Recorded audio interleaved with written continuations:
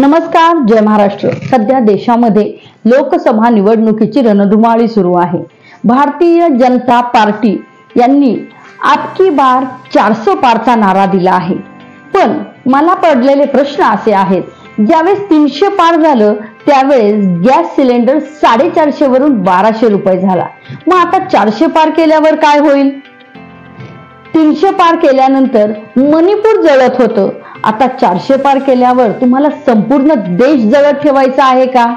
300 पार केला त्यावेळेस गरिबांना बेरोजगारीने व्यापलं होतं, महागाईने व्यापलं होतं। 400 पार केल्यावर या भारत देशामध्ये सर्वसामान्यांनी राहावं की नाही हा प्रश्न मला पडला आहे। 300 पार केलं तेव्हा रेशनच्या दुकानामध्ये आनंदाचा शिधा वाटण्यासाठी रांग लावली। मग 400 पार केल्यावर सामान्यांनी आपली पोटं भरावी की नाही हा प्रश्न मला पडला आहे।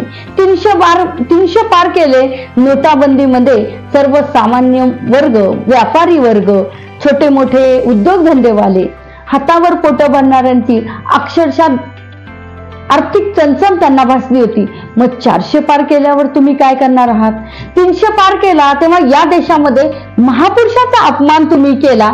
महापुरुषांनी भीक मागून संस्था चालवल्या हेही वाक्य तुम्हीच बोलली। मग आता 400 पार केल्यावर तुम्ही काय साध्य करणार आहात? 300 पार केलं तेव्हा देशातील गरिबी वाढत राहिली, श्रीमंतांची झोळी भरत राहिली। मग आता 400 पार केल्यावर या देशामध्ये गरिबांनी राहावं की नाही हा प्रश्न मला पडला आहे।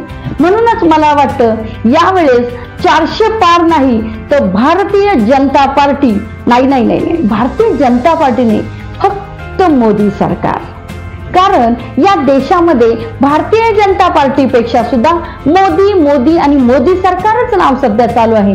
त्यामुळेच मला वाटतं अबकी बार मोदी सरकार तडी पार करण्याची वेळ आलेली आहे। जय हिंद, जय महाराष्ट्र।